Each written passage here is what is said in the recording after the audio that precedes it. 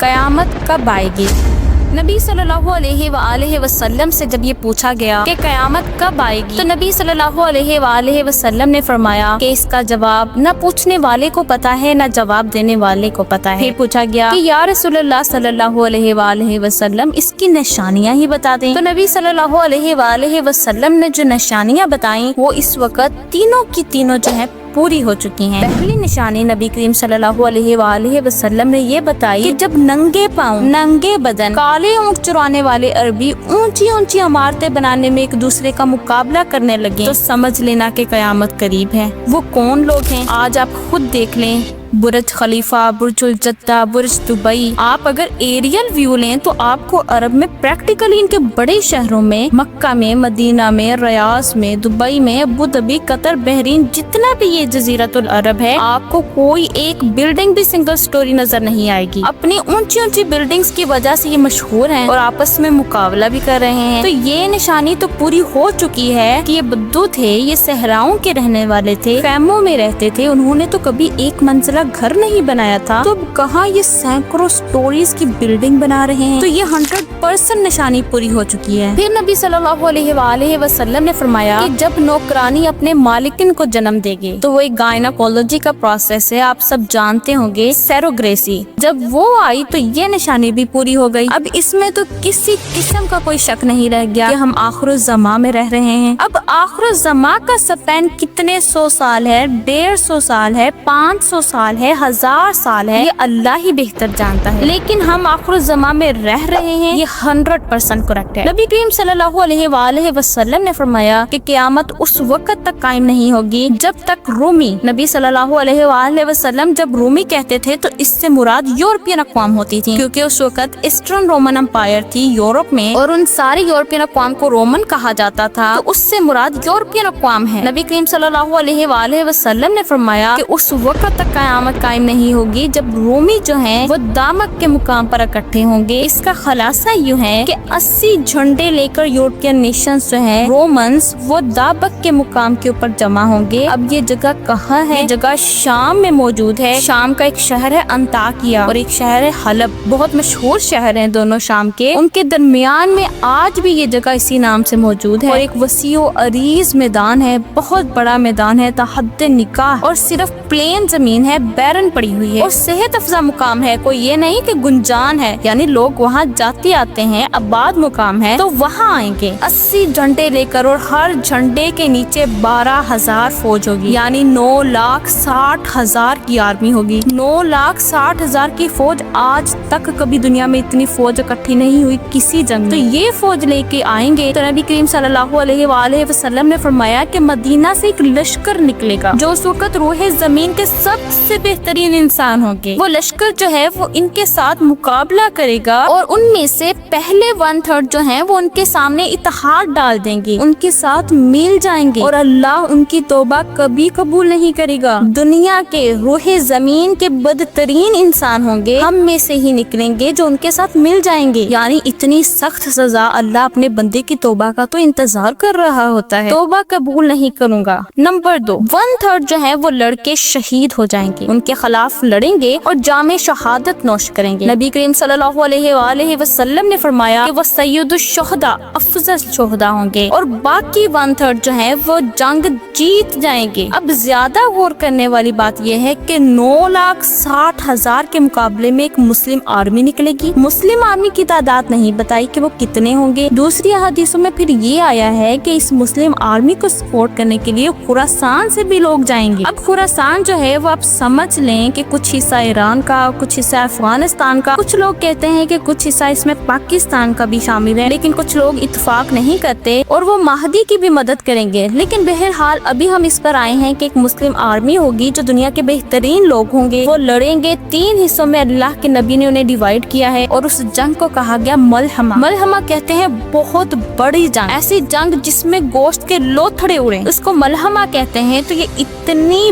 بڑی وار ہوگی، ایکچوئل میں یہ تھرڈ وار ہمیں نظر آ رہی ہے اور یہ اتنی ہولناک جنگ ہوگی کہ نبی صلی اللہ علیہ وآلہ وسلم نے فرمایا کہ ایک بندے کے اگر 100 بیٹے ہوں گے تو اس میں سے 99 مارے جائیں گے، اور لیکن مسلمان یہ جنگ جیت جائیں گے۔ اس کے بعد کیا ہوگا؟ ابھی نبی صلی اللہ علیہ وآلہ وسلم نے فرمایا کہ مسلمان قسطنطنیہ پہ حملہ کریں گے۔ قسطنطنیہ کیا ہے؟ وہ آج کا استنبول ہے، اور یہ قسطنطنیہ کو فتح کریں گے، اور جب فتح سے فارغ ہوں گے تو شیطان جو ہے وہ آواز لگائے گا کہ دجال تمہارے گھروں میں داخل ہو گیا پیچھے سے، تو یہ واپس بھاگیں گے یہ آواز سننے کے بعد، لیکن یہ آواز جھوٹ ہوگی۔ جب یوں ہی یہ لشکر واپس شام تک پہنچے گا تو دجال ظاہر ہو جائے گا۔ اب یہاں حدیث جو ہے نا ہم ٹھہرتے ہیں ذرا سا، اس کی گہرائی میں جاتے ہیں کہ یہ کیا ہے۔ اب سب سے پہلے تو ہم یہ سمجھ لیں کہ جب 9,60,000 یا 10,000 کا لشکر آنا ہے نا، وہ نیٹو نظر آ رہا ہے، کیونکہ نیٹو کے ممبرز کی تعداد جو ہے وہ اس وقت 35-36 کے راؤنڈ اباؤٹ ہو چکی ہے۔ وہ 80 جھنڈے 80 ممالک کا اتحاد ہوگا، اور ترکی چونکہ نیٹو کا ممبر ہے، ترکی ساری جنگ کی مخالفت کرے گا۔ اور دوسرے نمبر پر یہ ہے کہ وہ اس وقت تک سیریا نہیں پہنچ سکتے جب تک کہ وہ ترکی میں سے نہ گزرے۔ یہ راستہ ہی وہی ہے، فزیکل جیوگرافی میں ہم نے پڑھا ہے۔ تو سب سے پہلے وہ ترکی کو فتح کریں گے، اور پریکٹیکلی استنبول جس کا پرانا نام قسطنطنیہ ہے وہ ہمارے ہاتھوں سے نکل جائے گا، کیونکہ وہی راستہ ہے شام میں آنے کے لیے، ان کے قبضے میں چلا جائے گا تو پھر وہ شام میں سے آئیں گے۔ ڈاکٹر عبدالسلام کی تحقیق کے مطابق ان کی نظر میں یہ نیٹو کا اتحاد ہوگا، اس کی ممبرشپ ابھی ایکسپینڈ ہو رہی ہے۔ آپ دیکھ لیں پچھلے سالوں میں اس کی اسٹڈی کر لیں تو یہ کیسے تیزی سے اس کی ممبرشپ بڑھ رہی ہے، اور یہ بڑھے گی، اور یہ سارے کے سارے یہاں لڑنے آئیں گے سیریا میں مسلمانوں کے خلاف۔ اچھا اس کے بعد کیا ہوگا؟ وہ لشکر کون سا ہوگا؟ جو مدینے سے آئے گا، اور جسے نبی کریم صلی اللہ علیہ وآلہ وسلم نے کہا کہ یہ دنیا کے بہترین انسان ہوگے، وہ امام مہدی رحمت اللہ کا لشکر ہوگا۔ اور نبی کریم صلی اللہ علیہ وآلہ وسلم نے حدیث بیان فرمائی کہ عرب میں 3 لوگ آپس میں لڑ پڑیں گے، اور ان تینوں کا باپ جو ہے وہ بادشاہ رہا ہوگا۔ اب ذرا رک کر غور کرتے جائیے گا کہ عرب میں خانہ جنگی ہوگی، 3 لوگ، 3 کمانڈرز یا 3 دعوے دار آپس میں لڑیں گے، اور ان تینوں کے باپ جو ہوں گے وہ بادشاہ رہے ہوں گے، اور وہ اتنا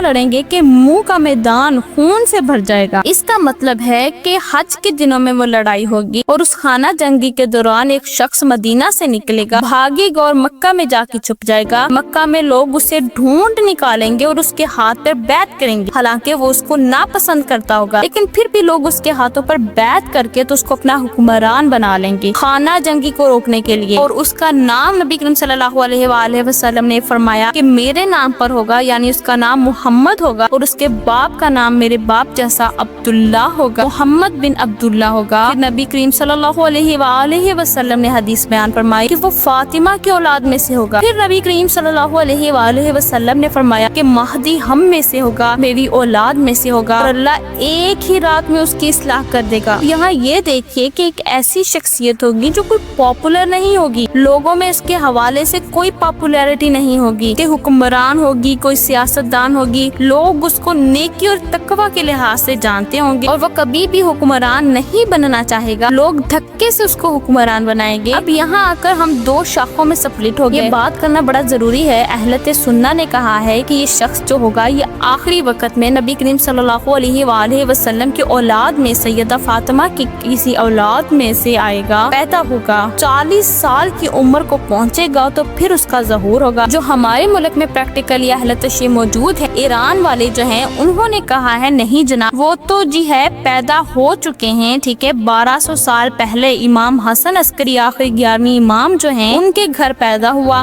اور پھر وہ بچہ تھا، مخالفین اس کو قتل کرنا چاہتے تھے تو وہ چھپ گئے اور غار میں رہے، 12 سال غار میں رہے، وہاں لوگوں سے رابطہ رہا، پھر اس کے بعد غائب ہو گئے، ان کا کوئی عطا پتہ نہیں ہے، اور اللہ انہی کو ظاہر کرے گا۔ اچھا اس میں 2 چیزیں پاسبل ہیں، اس میں لڑائی جھگڑے کی کوئی بات نہیں ہے۔ دیکھیں اللہ ہے نا، اللہ کی قدرت کو تو کوئی چیلنج نہیں کر سکتا۔ بے شک اللہ نے حضرت عیسیٰ علیہ السلام کو بھی تو 2000 سال ہو گئے ہیں زندہ رکھا ہوا ہے، دونوں چیزیں پاسبل ہیں، اس پر ہم خواہ کی بحث میں اور تفرقے میں نہیں پڑنا چاہتے، جب وہ آئے گا تو کلیئر ہو جائے۔ سب سے بڑی بات جو ہے کہ عرب میں خانہ جنگی کے بغیر وہ نہیں آئے گا، اس لیے سعودی عرب کے حالات کے اوپر نظر رکھنا آج کل کے دور میں سب سے زیادہ ضروری ہے۔ کیوں ضروری ہے؟ کہ سعودی عرب میں ایک بادشاہت کا نظام قائم کیا گیا غالباً 1936، اس بادشاہت کے نظام کا ایک طریقہ کار واضح کر دیا گیا، آگے کون بادشاہ آئے گا۔ موجودہ سیٹ اپ میں اس طریقہ کار کو توڑ دیا گیا۔ طریقہ کار یہ تھا کہ جو بانی تھے سعودی عرب کے کنگ عبدالعزیز بن آل سعود، وہ جو تھے انہوں نے یہ طریقہ کار نکالا تھا کہ میرے بعد میرے بیٹے اپنی گریڈیشن کے حساب سے بادشاہ بنتے جائیں گے، جو سب سے بڑا ہوگا وہ سب سے پہلے، اس کے بعد اس سے چھوٹا، اس کے بعد یہ فالو کیا جاتا تھا، یہ فالو کیا گیا۔ کنگ عبدالعزیز کے بعد کنگ سعود آئے، کنگ سعود کے بعد کنگ فیصل آئے، کنگ فیصل کے بعد کنگ خالد آئے، کنگ خالد کے بعد کنگ فہد آئے، اس کے بعد کنگ عبداللہ آئے، اور اس کے بعد کنگ سلیمان آئے۔ یہ پورے وہ بھائی ہیں، کنگ عبدالعزیز کے ہی بیٹے ہیں۔ نیکسٹ جو سب سے بڑے بیٹے تھے انہوں نے اپنے بیٹے کو بنا دیا جو کنگ تھے، ابھی اتنا کہ ان کا ایک بھائی جو ہے احمد بن عبدالعزیز وہ ابھی زندہ ہے، تو بجائے اس کے کہ وہ ولی عہد بنتا، انہوں نے ولی عہد اپنے بیٹے کو محمد بن سلیمان کو بنا دیا، جسے آج دنیا MBS کے نام پہ جانتی ہے۔ اب وہ ہوتا ہے دنیا میں، ہم اس بحث میں نہیں پڑھ رہے، لیکن یہ ایک جھگڑا سعودی عرب میں کھڑا ہو چکا ہے جو خلافت کا، جو انہوں نے ڈیسائیڈ کیا ہوا تھا اسی کو انہوں نے تبدیل کیا اور توڑ کے انہوں نے اپنے متقابل جو بادشاہ تھے انہوں نے اپنے سگے چچا احمد بن عبدالعزیز کو بھی قید میں ڈالا۔ احمد بن عبدالعزیز کے بعد جو کینڈیڈیٹ بنتا تھا پرنس نائف جو تھے ان کو بھی قید میں ڈالا ہوا ہے۔ اب اگر تو یہ ٹرانزیشن کنگ سلیمان کی پیسفل ہو گئی تو ویل اینڈ گڈ، اور اگر یہ ٹرانزیشن پیسفل نہ ہو تو یہ اس کڑی کو پورا کر رہی ہے، کیونکہ اولاد اس وقت جو ہے وہ کنگ فہد کی بھی موجود ہے، اولاد اس وقت کنگ فیصل کی بھی موجود ہے، اولاد اس وقت کنگ عبداللہ کی بھی موجود ہے، کنگ سلیمان کی بھی موجود ہے۔ اگر تو اس ٹرانزیشن کے اوپر یہ آپس میں لڑ پڑے تو سمجھ لیں کہ یہ کھڑاک ہو گیا ہے، اس لیے سعودی عرب پر نظر رکھنا بہت ضروری ہے۔ مہدی کے بارے میں نبی کریم صلی اللہ علیہ وآلہ وسلم نے بتا دیا کہ ایک تو یہ نشانی بتائی کہ خانہ جنگی ہوگی اور وہ ظہور ہوگا، لیکن اس سے بھی بڑی نشانی جو بتائی وہ یہ بتائی کہ جب وہ اپنے قیام کا اعلان کریں گے اور یہ بیعت جو ہوگی یہ حرم کے صحن میں ہوگی، حجرہ اسود اور مقام ابراہیم کے درمیان میں ہوگی، وہیں وہ اپنی حکومت کا اعلان کریں گے۔ جب وہ اعلان کریں گے تو ایک صفیانی کا لشکر جو ہے وہ اس کو ختم کرنے کے لیے نکلے گا، وہ مسلمانوں کا ہی لشکر ہوگا کے خلاف۔ جب وہ لشکر نکلے گا تو وہ ایک وادی آتی ہے، وادی بیدا، یہ مدینہ کے قریب ہے، اور اس جگہ پہ زمین میں وہ لشکر